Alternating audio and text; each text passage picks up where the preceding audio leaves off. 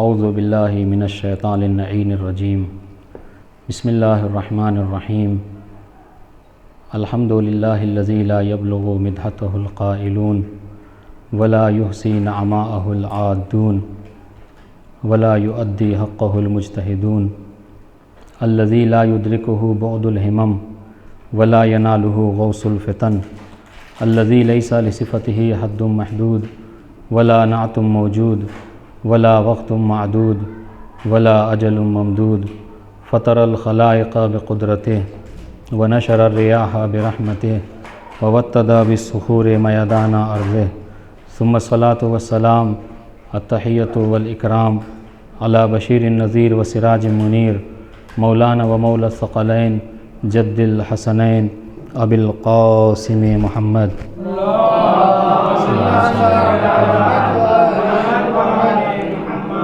وآلہ الطیبین الطاہرین المعصومین المظلومین ولعنۃ اللہ علی اعدائہم اجمعین اما بعد فقد قال اللہ تبارک و تعالی فی القرآن المجید والفرقان الحمید وقولہ الحق بسم اللہ الرحمن الرحیم یا ایہا الناس قد جاءتکم موعظۃ من ربکم وشفاء لما فی الصدور وہدی ورحمۃ للمؤمنین صلوات محمد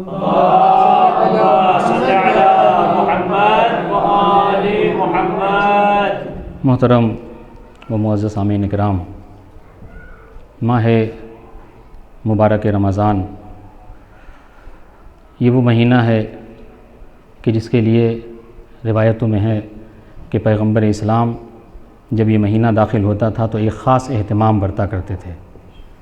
چنانچہ اگر اس خطبے کو ملاحظہ کیا جائے کہ جو ماہ رمضان کی آمد پر پیغمبر اسلام نے دیا تھا، تو اس خطبے میں ماہ مبارک رمضان کی کیا فضیلت ہے، کیا عظمت ہے، اس کی طرف پیغمبر اسلام نے بہترین طریقے سے روشنی ڈالی ہے کہ جس میں نبی فرماتے ہیں ایھا الناس قد اقبل الیکم شہر اللہ وقد دعیتم فیہ الی ضیافت اللہ، کہ لوگوں تم سے وہ مہینہ قریب ہو رہا ہے کہ جس مہینے میں پروردگار عالم نے تمہیں اپنی ضیافت پر بلایا ہے۔ آپ اکثر اس بات کو سنتے رہتے ہیں، دراصل یہ جملہ پیغمبر اسلام کی اسی حدیث سے لیا گیا ہے کہ جس میں رسول فرماتے ہیں کہ قد دعیتم فیہ الی ضیافت اللہ، کہ اللہ نے تمہیں اس مہینے میں اپنی ضیافت پر بلایا ہے۔ اور یہ کیسا مہینہ ہے؟ نبی فرماتے ہیں کہ ایامہ افضل الایام، کہ جس کے دن تمام دنوں سے بہتر ہیں، ولیالیہ افضل اللیالی وساعاتہ افضل الساعات، یہ وہ مہینہ ہے کہ جس کے دن تمام دنوں سے بہتر ہیں، جس کی راتیں تمام راتوں سے بہتر ہیں، جس کی گھڑیاں تمام گھڑیوں سے بہتر ہیں۔ اب ظاہر ہے کہ جب ماہ مبارک رمضان کی تمام مہینوں پر افضلیت ہے تو اس مہینے میں کیے جانے والے اعمال کی بھی عظمت اور فضیلت بقیہ تمام مہینوں سے زیادہ ہوگی۔ یہی وجہ ہے کہ جب رسول اسلام اس خطبے کو بیان فرما رہے تھے اور اس مہینے کی عظمت اور فضیلت کو بیان فرما رہے تھے تو کوئی کچھ سمجھ رہا تھا کہ آخر اس عظیم مہینے میں ہم کون سا عمل انجام دیں۔ ہمارے اور آپ کے لیے درس ہے، آخر اس مہینے میں جب اتنی عظمت ہے، اتنی فضیلت ہے، تو ایسا ہم کیا کریں کہ ہم اس مہینے میں فضیلت سے درکنار ہو جائیں۔ تو اسی خطبے میں ہے کہ مولا امیر المومنین صلی اللہ علیہ وسلم کھڑے ہو کر پیغمبر اسلام سے سوال کر لیا کہ یا رسول اللہ، جب اس مہینے کی اتنی زیادہ عظمت ہے، اتنی زیادہ فضیلت ہے، تو پھر یہ بھی بتا دیجئے کہ ما ہی افضل الاعمال فی ھذا الشہر، اے اللہ کے رسول اس مہینے میں کیے جانے والے اعمال میں سب سے بہترین عمل کیا ہے؟ تو نبی نے بیان فرمایا تھا الورع من محارم اللہ، کہ اللہ کی ور حاصل کرنا، اللہ سے ڈرنا اس مہینے میں سب سے بہترین عبادت ہے۔ ایک صلوات پڑھیں محمد و آل محمد پر۔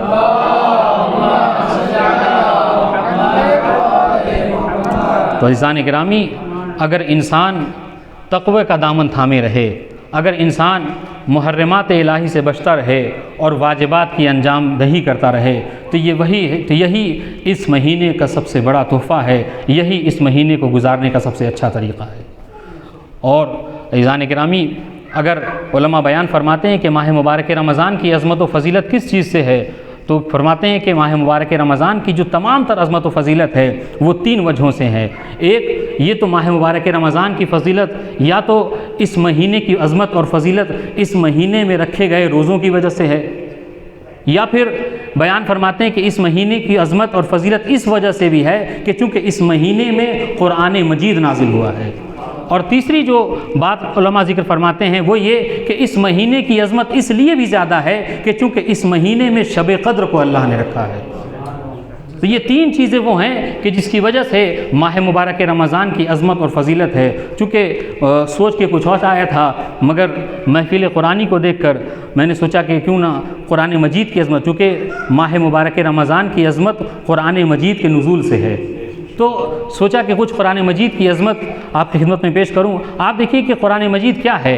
اس کے لیے اصول کافی میں یہ روایت موجود ہے کہ 5ویں امام سے کسی نے سوال کیا، مولا ما بال القرآن لا یزداد منہ عند النشر والدراسہ الا غزازۃ، کہ حضور یہ بتائیے آخر کیا بات ہے کہ دنیا کی جتنی کتابیں ہیں ان کتابوں میں اور قرآن مجید میں ایک خاص فرق ہے۔ وہ کیا؟ راوی سوال کرتا ہے کہ مولا دنیا کی جو بقیہ کتابیں ہیں جب ہم اسے پڑھتے ہیں تو پڑھتے پڑھتے ان کا مزہ ختم ہو جاتا ہے، وہ کتاب پرانی ہو جاتی ہے، اس کے مطالب ہمارے ذہن میں محفوظ ہو جاتے ہیں کہ فلاں صفحے پر فلاں مطلب موجود ہے، فلاں جگہ پر یہ کاتب نے بیان کیا ہے، رائٹر نے فلاں جگہ پر اس کتاب سے حوالہ دیا ہے۔ آخر یا ابن رسول اللہ، آخر کیا بات ہے کہ جب ہم قرآن مجید کو پڑھتے ہیں، جب قرآن مجید کی نشر و اشاعت ہوتی ہے، اس کی درس و تدریس کرتے ہیں تو ما یزداد منہ الا غزازۃ، لیکن اس کے پڑھنے پڑھانے سے جتنا ہم قرآن مجید کو پڑھتے ہیں اتنا ہی قرآن مجید میں نیاپن محسوس کرتے ہیں۔ آخر کیا بات ہے کہ قرآن مجید کو جتنا پڑھا جاتا ہے اس میں نیاپن محسوس ہوتا ہے۔ تو امام نے پلٹ کر جواب دیا تھا، قرآن مجید کو پڑھنے سے اس میں نیاپن اس لیے محسوس ہوتا ہے لأن اللہ لم ينزلہ لقوم دون قوم، اس لیے کہ پروردگار عالم نے قرآن مجید کو کسی خاص قوم کے لیے نازل نہیں کیا تھا، ولا ينزلہ دون ناس دون ناس، اور اس طریقے سے اللہ نے قرآن مجید کو بعض لوگوں کے لیے مخصوص طریقے سے نازل نہیں کیا تھا، بلکہ اللہ نے قرآن مجید کو تمام اقوام کے لیے نازل کیا تھا، دنیا کے تمام لوگوں کے لیے نازل کیا تھا، لہٰذا جتنا بھی اس میں درس و تدریس کرو گے اس کے نئے پن میں اضافہ ہوتا چلا جائے گا۔ ایک صلوات پڑھیں محمد و آل محمد۔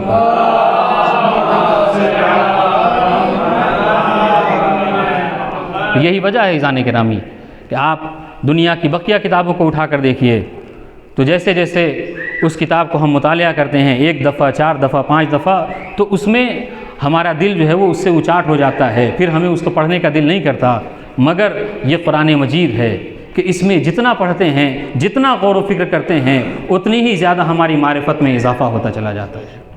اسی لیے میں نے جو آیہ کریمہ کو سرنامہ سخن قرار دیا اس میں پروردگار عالم قرآن مجید کی 4 صفات کا ذکر کر رہا ہے، بلکہ صاحب تفسیر امثل بہترین جملہ کہتے ہیں یہ 4 صفات نہیں ہیں قرآن مجید کی، 4 خصوصیتیں نہیں ہیں، بلکہ یہ 4 مراحل ہیں کہ جو قرآن مجید اپنی طرف اپنے اوپر غور کرنے والوں کو ان 4 مرحلوں سے گزرنا پڑتا ہے کہ اگر کوئی شخص قرآن مجید کے بنسبت معرفت حاصل کرنا چاہتا ہے تو اس کو ان 4 مرحلوں کو طے کرنا ہوگا۔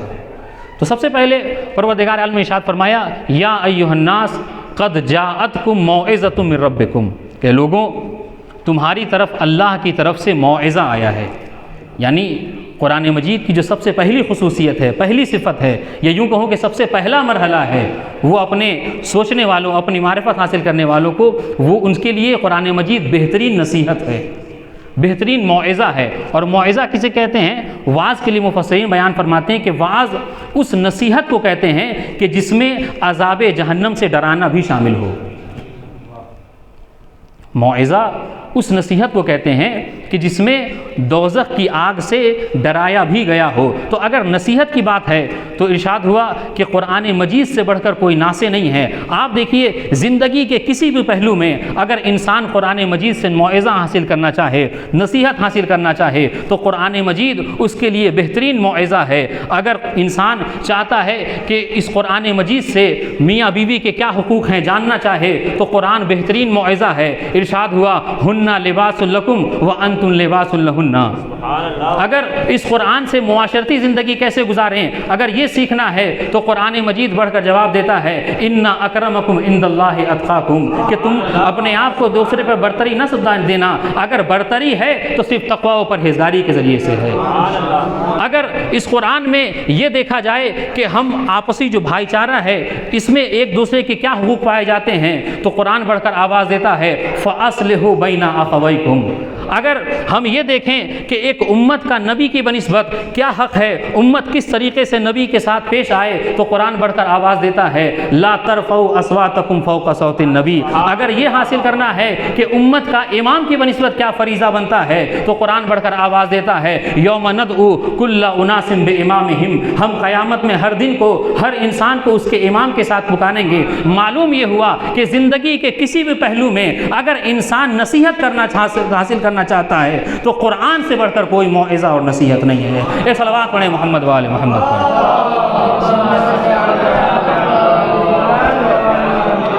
عزیزان گرامی، اللہ نے اس قرآن کو بہترین موعظہ قرار دیا ہے۔ قد جاءتکم موعظۃ من ربکم، تمہارے اللہ کی طرف سے تمہارے لیے بہترین موعظہ آیا ہے۔ دوسری صفت یا یوں کہوں دوسرا مرحلہ کہ جسے ذکر کیا گیا، ارشاد ہوا وَشِفَاءٌ لِمَا فِي الصُّدُورِ، اس قرآن کی دوسری خصوصیت یہ ہے کہ یہ تمہارے لیے شفا ہے۔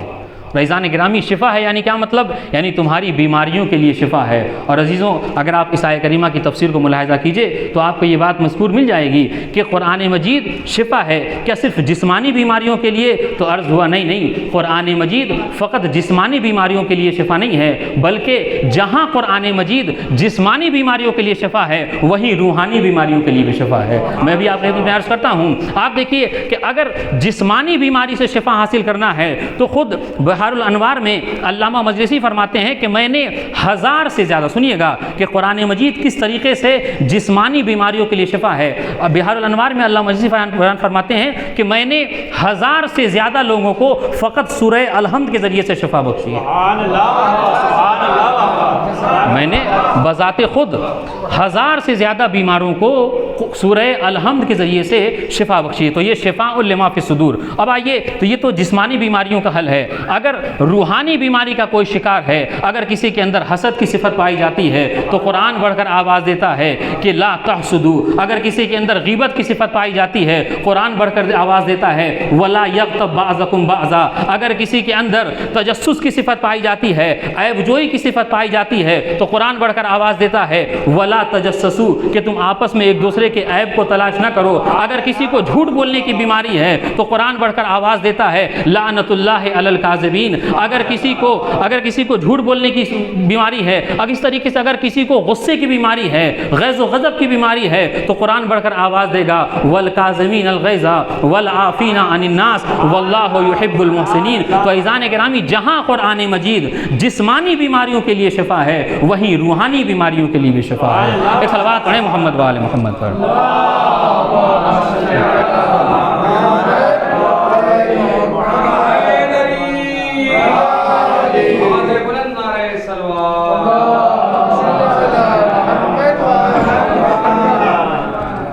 تو عزیزان گرامی، قرآن مجید شفا ہے جسمانی بیماریوں کے لیے بھی اور روحانی بیماریوں کے لیے بھی۔ اس کے بعد آئیے پھر مرحلہ آگے بڑھاتے ہیں۔ ارشاد ہوا قد جاءتکم موعظۃ من ربکم وشفاء لما فی الصدور وہدی، اور تیسری صفت کیا ہے کہ یہ قرآن مجید تمہارے لیے ہدایت ہے۔ آپ دیکھیے قرآن ہادی ہے، اور کیسا ہادی ہے؟ اگر قرآن مجید کی ہدایت کو سمجھنا ہے تو آپ عرب کی تاریخ کو قرآن مجید کے نزول سے پہلے اور قرآن مجید کے نزول کے بعد ملاحظہ فرمائیے۔ جب تک قرآن مجید نازل نہیں ہوا تھا، عرب کا دستور تھا، عرب کی تاریخ یہ رہی ہے کہ معمولی سی باتوں پر وہ سالہ سال جنگ کیا کرتے تھے، بیٹیوں کو زندہ درگور کیا کرتے تھے، ایک دوسرے پر خامخواہ کی اعتدال، خامخواہ کی جو ہے وہ زیادتی کیا کرتے تھے، ظلم و تشدد عام تھا۔ مگر جب قرآن مجید نازل ہو گیا تو وہ کہ جو مقابل اسلام تھا کوئی سلمان بن کر سامنے آیا، وہ کہ جس کا اسلام میں کوئی قد نہ تھا، قرآن مجید کے نزول کے بعد وہ مقداد بن کر سامنے آیا، وہ کہ جو زر کا بندہ تھا، قرآن مجید نے نازل ہو کر اسے ابوذر بنا دیا۔ ایک صلوات پڑھے محمد و آل محمد پر۔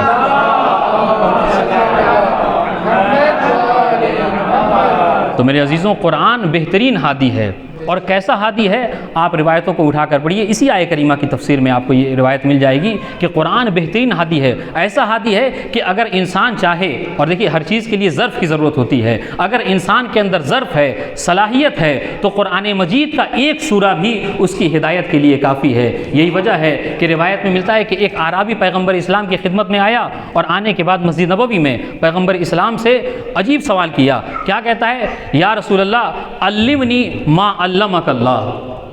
سوال دیکھیے گا کہ اے اللہ کے رسول، جو کچھ اللہ نے آپ کو تعلیم دی ہے ان سب کی تعلیم مجھے دے دیجئے۔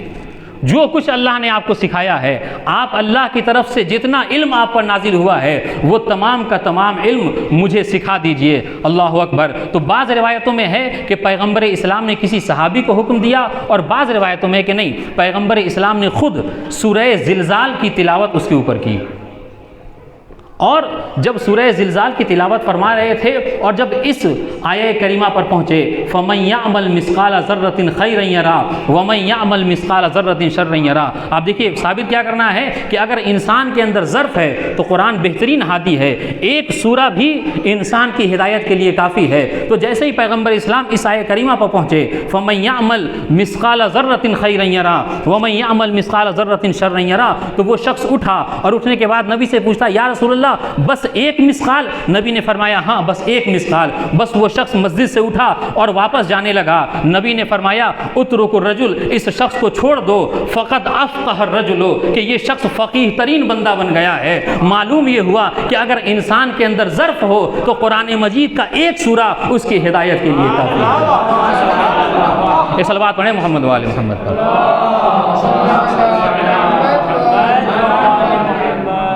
رضوان گرامی، میں کہتے ہیں ذرا بل کہہ کے ذریعے سے اور ترقی کروں، یہ تو بات تھی ایک سورے کی نہیں، بلکہ اگر انسان کے اندر ظرف ہو اور وہ ہدایت کشف کرنے، ہدایت حاصل کرنے کی صلاحیت رکھتا ہو تو ایک سورہ نہیں، بلکہ ہم نے روایتوں میں ہم نے یہاں تک کہ دیکھا ہے کہ ایک آیت بھی انسان کی ہدایت کے لیے کافی ہے۔ عجیب جملہ ہے، آپ غور فرمائیے گا۔ اگر انسان کے اندر ظرف ہو تو اللہ نے قرآن کو ہادی بنا کر بھیجا ہے، ہدایت ہے یہ، تو ایک آیت بھی انسان کی ہدایت کے لیے کافی ہے۔ یہی وجہ کہ بعض کتابوں میں یہ بات مذکور ہے کہ جب یورپ میں ایک شخص، ایک اسکالر جو ہے وہ اسلام لے آیا، مومن ہو گیا، تو اس سے لوگوں نے پوچھا کہ کیا وجہ ہے، سنیے گا، کیا وجہ ہے کہ تم مسلمان ہو گئے، تمہارے مسلمان ہونے کی کیا سبب، وجہ کیا ہے؟ تو اس شخص نے کہا کہ میں قرآن مجید کی تلاوت کر رہا تھا کہ تلاوت کرتے کرتے میں سورہ قیامت کی 5ویں آیت جس میں ارشاد ہو رہا ہے بلا قادرین ان نسوی بنانا، سنیے گا عزیزان کرام، بلا قادرین ان نسوی بنانا، کہ ہم اس بات پر قادر ہیں کہ ہم تمہاری انگلیوں کی لکیروں کو بھی جمع کر لیں گے۔ تو وہ شخص یہ کہتا ہے کہ میں ایک ریسرچر ہوں، میں ایک اسکالر ہوں، میں نے جب قرآن مجید کی اس آیہ کریمہ کو پڑھا تو اس آیہ کریمہ کی وجہ سے میں مسلمان ہو گیا۔ کہا کیوں؟ کہا اس لیے کہ آج 1400 سال بعد ہم ریسرچ کے ذریعے سے اس بات پر پہنچے ہیں کہ انسان کے ہاتھوں کی لکیریں ہر انسان کی دوسرے سے الگ ہوتی ہیں، مگر اللہ اکبر، یہ قرآن مجید ہے کہ جو 1400 سال پہلے اس بات کو بتا رہا ہے کہ تم میں سے ہر ایک کی لکیر ایک دوسرے سے الگ ہے۔ یہی وجہ ہے کہ قرآن میں کہہ رہا ہے کہ ہم تم قیامت میں تمہاری انگلیوں کی لکیروں کو جمع کرنے پر قادر ہیں۔ بس یہی وجہ ہے کہ جو کہ 1400 سال پہلے، آج ہم 1400 سال بعد ترقی کر کے جس علم پر پہنچے ہیں، قرآن مجید نے 1400 سال پہلے اسے بیان کر دیا ہے۔ یہ اس کی حقانیت کی دلیل ہے۔ ایک صلوات پڑھیں محمد و آل محمد پر۔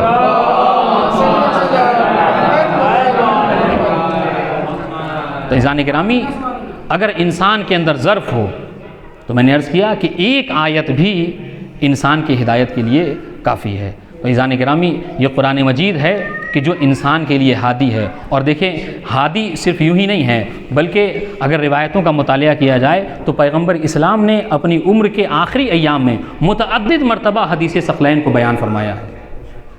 اور کیوں؟ اس لیے کہ انسان جب تک قرآن کے ساتھ ساتھ اہل بیت کے در سے متمسک نہ ہو وہ ہدایت نہیں پا سکتا۔ کیوں؟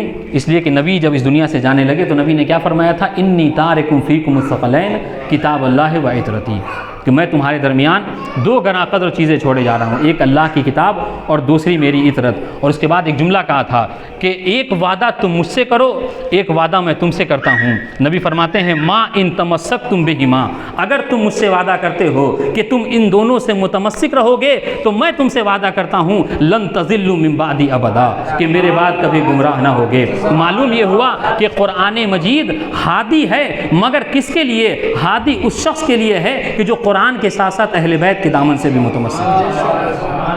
تو عزیزان گرامی، قرآن ہادی ہے، قرآن بہترین ہدایت کرتا ہے۔ اس کے بعد چوتھی صفت، چوتھی خصوصیت کہ جو نقل کی گئی، قد جاءتکم موعظۃ من ربکم وشفاء لما فی الصدور وہدی ورحمۃ للعالمین، ورحمۃ للعالمین، کہ یہ قرآن عالمین کے لیے رحمت بنا کر بھیجا گیا ہے۔ اور اسی لیے میں نے آپ میں عرض کیا کہ یہ 4 مراحل ہیں، یعنی کیا؟ یعنی یہ کہ اگر کسی کو قرآن مجید کا موعظہ، کسی نے قرآن مجید سے موعظہ حاصل کر لیا اگر، تو قرآن مجید اس کے لیے شفا ہے۔ جب قرآن مجید سے انسان کو شفا مل گئی تو قرآن مجید کے ذریعے سے انسان ہدایت بھی پا سکتا ہے۔ جب یہ ان 3 مراحل کو انسان طے کر لیتا ہے تب پروردگار کہتا ہے کہ اب تم مومن ہو گئے ہو اور تمہارے لیے باعث رحمت ہے۔ اور کیسی رحمت ہے؟ اتنی ایسی رحمت ہے کہ کائنات کی جو سب سے عظیم ترین شب ہے کہ جسے شب قدر کہتے ہیں، اس شب قدر میں بھی قرآن مجید کی عظمت کو میں اجاگر اس طریقے سے کروں گا کہ پروردگار کہتا ہے کہ تم پر عمل میں یہ چیز ہے کہ تم جب قرآن شب قدر میں عمل کرو گے تو اپنے سر پر اس قرآن مجید کو رکھو گے اور رکھ کر دعا کرو گے، اللہم بحق ھذا القرآن و بحق من انزلتہ و بحق من مدحتہ فیہ۔ اگر اپنی دعاؤں کو قبول کروانا ہے تو اس قرآن کو وسیلہ بنانا ہوگا۔ ایک صلوات پڑھیں محمد و آل محمد۔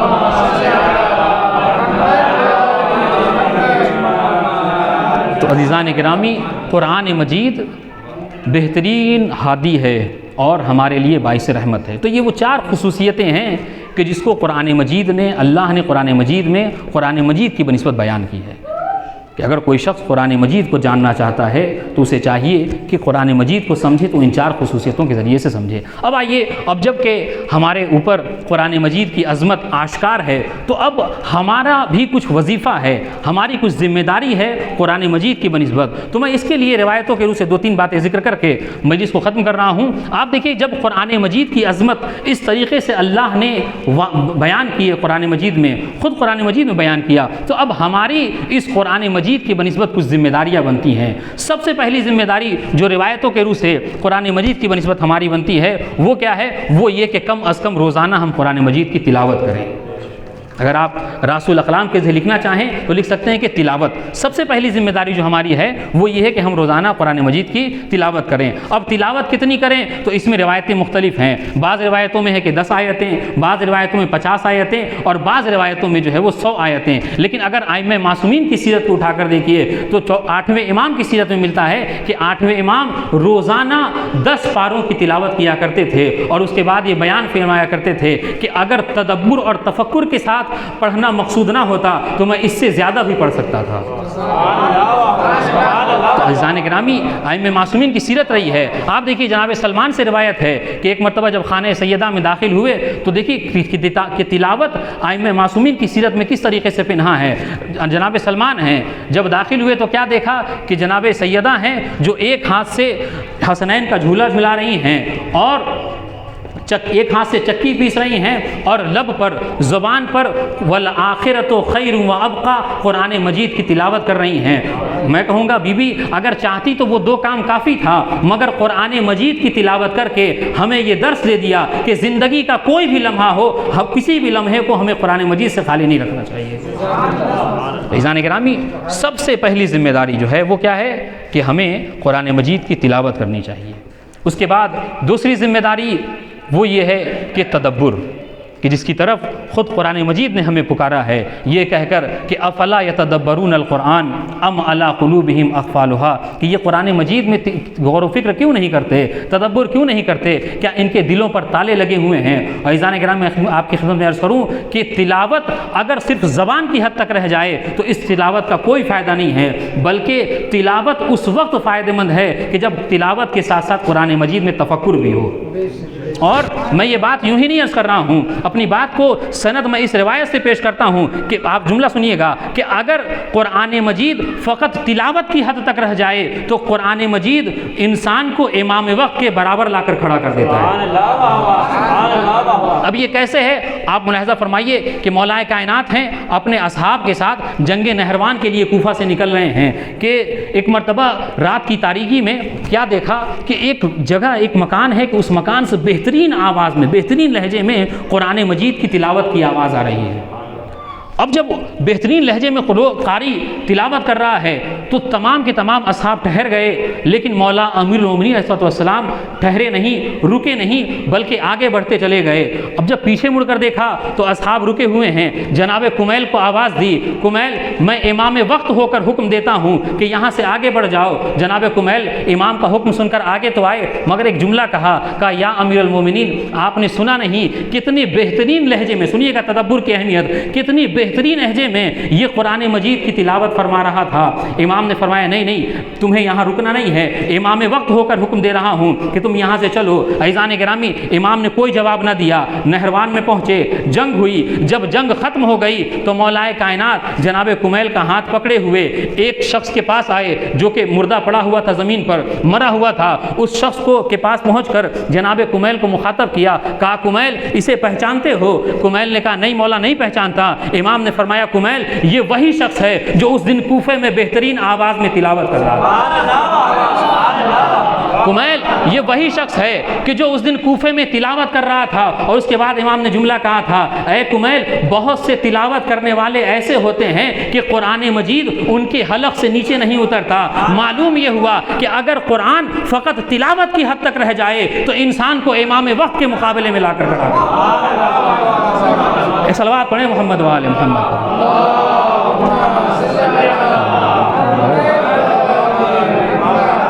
عزیزان گرامی قرآن ہمارے لیے اس وقت فائدہ مند ہے کہ جب ہم تلاوت کے ساتھ ساتھ قرآن مجید میں غور و فکر کریں، تدبر کریں۔ اور اس کے بعد ایک اور مرحلہ، یوں تو بہت ساری ذمہ داریاں، یعنی اس کو میں منحصر نہیں کہہ رہا ہوں، اس کے علاوہ بہت سی ذمہ داریاں ہیں کہ جو آپ نکال سکتے ہیں، مگر روایتوں کے اسے میں آپ کو عرض کروں ایک تیسری ذمہ داری جو قرآن کی بنسبت ہماری ہے وہ کیا؟ تلاوت، تدبر، اور اس کے بعد جو تیسری ذمہ داری ہے وہ تعلیم و تعلم، کہ ہم قرآن مجید کو خود سیکھیں اور اسے دوسروں کو سکھائیں۔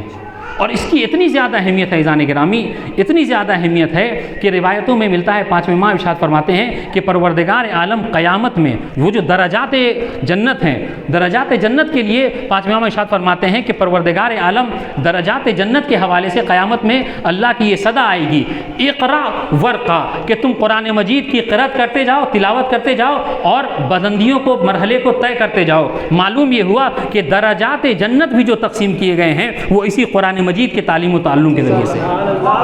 اور یہی نہیں بلکہ روایتوں میں ملتا ہے کہ پیغمبر اسلام نے بعض جنگوں میں ایسا کیا کہ کسی کمانڈر کو کمانڈی دی، کسی صحابی کو کمانڈر بنایا، فوج کا سردار بنایا، اور اس کے کچھ ہی دیر بعد پیغمبر اسلام نے اس کی سرداری کو منسوخ کر دیا، اسے ہٹا دیا اور اس کی جگہ کسی دوسرے کو بنا دیا۔ جب لوگوں نے اعتراض کیا یا رسول اللہ ابھی کچھ دیر پہلے تو آپ نے اس کو سردار بنایا تھا، تو پیغمبر نے ارشاد فرمایا کہ یہ جو دوسرا ہے میں نے دیکھا کہ یہ دوسرا قرآن مجید کا زیادہ حافظ ہے پہلے والے کی بنسبت۔ معلوم یہ ہوا کہ اگر ہمارے درمیان بلندی ہے، برتری کا کوئی حق رکھتا ہے تو وہ ہے کہ جو تعلیم و تعلم میں قرآن مجید میں سب سے زیادہ ہے۔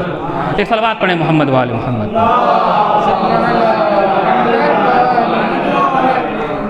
اور عزیزان گرامی آخری فریضہ اور آخری ذمہ داری جو قرآن مجید کی بنسبت ہے وہ یہ ہے کہ تمسک بالقرآن، کہ جس کی طرف پیغمبر اسلام نے آخری دور میں اپنی زندگی کے آخری حیات کے مرحلے میں بھی اس کی طرف دعوت دی کہ ہم قرآن مجید سے ہمیشہ متمسک رہیں۔ اور تمسک کا معنی کیا ہے؟ تو مفسرین بیان فرماتے ہیں معنی التمسک هو الاهتداء بہدایتہم والاقتداء بہم، کہ تمسک کا مطلب کیا ہے کہ ہم قرآن مجید اور اہل بیت، چونکہ اگر آپ حدیث ثقلین کو دیکھیے تو کیا کہا تھا، ما ان تمسکتم بہما، کہ اگر تم ان دونوں سے متمسک رہے، تو اس کی تشریح علماء بیان فرماتے ہیں کہ تمسک کا مطلب کیا ہے، معنی تمسک هو الاہتداء بہدایتہم، کہ قرآن و اہل بیت نے جس چیز کی طرف ہمیں بلایا ہے اس کی طرف جائیں، اور جس چیز سے روکا ہے اس کی رک جائیں، یہی جو ہے وہ تمسک ہے۔ تو عزیزان گرامی، یہ وہ ذمہ داریاں ہیں کہ جو قرآن مجید کی بنسبت ہماری بنتی ہے۔ پروردگار عالم کی بارگاہ میں دعا ہے کہ پروردگار عالم ان تمام ذمہ داریوں کو قرآن مجید کی بنسبت ہمیں بخوبی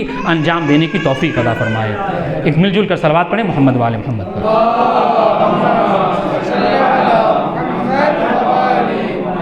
تو عزیزان گرامی، یہ قرآن ہے کہ جس کی اہمیت، جس کی افضلیت اس بات سے بھی آشکار ہے کہ اہل بیت علیہم السلام جب تک اس دنیا میں رہے قرآن مجید سے متمسک رہے، قرآن مجید کا دامن انہوں نے کبھی نہیں چھوڑا، بلکہ اپنے چاہنے والوں کو ہمیشہ قرآن مجید ہی کی طرف بلاتے رہے۔ آپ دیکھیے، اگر آپ شب عاشور کی تاریخ اٹھا کر دیکھیے تو جب شب عاشور امام نے مہلت مانگی ہے، تو جب مہلت ملی ہے امام کو، تو اس مہلت میں شب عاشور کا عالم یہ ہے کہ جہاں اصحاب و انصار امام حسین ہیں ان کے خیموں سے تلاوت قرآن مجید کی آوازیں آ رہی ہیں، اور مقابل میں کہیں ڈھول تاشے بج رہے ہیں، کہیں شہنائیاں بجائی جا رہی ہیں۔ عزیزان گرامی، قرآن مجید کا تمسک اور قرآن مجید سے اس طریقے سے اہل بیت نے اپنے آپ کو وابستہ کیا کہ لوگوں نے اہل بیت کے سر و تن میں جدائی تو کی، مگر قرآن مجید سے کبھی انہیں جدا نہ کر سکے۔ یہی وجہ ہے عزیزان گرامی کہ روایتوں میں ملتا ہے کہ جناب زینب کبریٰ ہیں، کوفے میں جب خطبہ دے رہی ہیں تو ایک مرتبہ کیا دیکھا کہ امام حسین کے لہجے میں کوئی قرآن مجید کی تلاوت کر رہا ہے۔ خطبہ دیتے دیتے ایک مرتبہ جناب زینب رکیں اور رک کے کہتی ہیں، یہ کون ہے کہ جو میرے بھائی کی طرح تلاوت کر رہا ہے؟ میرا بھائی تو کربلا میں مار ڈالا گیا، میرے بھائی کی تو سر و تن میں جدائی کر دی گئی، آخر کون ہے کہ جو میرے بھائی کی طرح تلاوت قرآن مجید کر رہا ہے؟ عزیزان گرامی، اب جو جناب زینب نے ایک مرتبہ نیزے کی طرف سر کو کیا تو کیا دیکھا کہ سر امام حسین ہے کہ جو سورہ کہف کی تلاوت کر رہا ہے کہ افحسبتم ان اصحاب الکہف والرقیم کانوا من آیاتنا عجبا، کہ کیا تم نے اصحاب کہف کو اور رقیم کو ہی اللہ کی عجیب نشانیاں شمار کر رکھی ہیں؟ نہیں نہیں، اگر تمہیں عجیب سے عجیب نشانیاں دیکھنی ہیں تو ہم کربلا والوں کو دیکھو، ہمارے سر و تن میں جدائی تو ہو سکتی ہے مگر ہمیں قرآن مجید سے کبھی جدا نہیں کیا جا سکتا۔ اب جو زینب کبریٰ نے امام حسین کے سر کو دیکھا تو ایک مرتبہ گویا ہوئی، اے بھیا، ارے ذرا مہربانی کرو، سکینہ کی خبر لو، کہیں ایسا نہ ہو کہ سکینہ اپنی جان دے بیٹھے۔ عزیزان گرامی، ابھی یہ باتیں جاری تھیں کہ ایک مرتبہ سر امام حسین پر پتھروں کی بارشیں ہونے لگی۔ جناب سکینہ نے جناب زینب کو مخاطب کیا، اے پھوپھی اماں، کیا یہ لوگ قرآن پر عقیدہ نہیں رکھتے؟ ارے میرا بابا تو قرآن مجید کی تلاوت کر رہا ہے۔ اے پھوپھی اماں، کیا یہ لوگ قرآن کو بھی نہیں مانتے؟ عزیزان گرامی، کوفے میں اس طریقے سے پتھروں کی بارشیں ہوئیں کہ امام زین العابدین کا سر پورے خون سے تر ہو گیا۔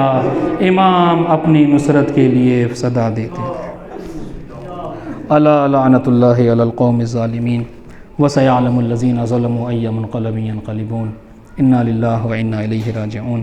پروردگار محمد و آل محمد کا واسطہ ہماری اس مختصر سے ذکر کو قبول فرما۔ میرے معبود محمد و آل محمد کا واسطہ ہمیں زیادہ سے زیادہ اعمال صالحہ انجام دینے کی توفیق عطا فرما۔ پروردگار گناہان کبیرہ و صغیرہ کی مغفرت فرما۔ پروردگار علم دین حاصل کرنے اور اس کے مطابق عمل کرنے کی توفیق عطا فرما۔ شیعان حیدر کرار جہاں جہاں ان کے جان و مال، عزت و آبرو کی حفاظت فرما۔ پرچم اسلام کو رفعت و بلندی عطا فرما۔ پرچم کفر و نفاق کو نیست و نابود فرما۔ مقامات مقدسات کی حفاظت فرما۔ امام کی ظہور میں تعجیل فرما۔ ہمیں ان کے اعوان و انصار میں شمار فرما۔ ربنا تقبل منا انک انت السمیع العلیم، وآخر دعوانا ان الحمد للہ رب العالمین۔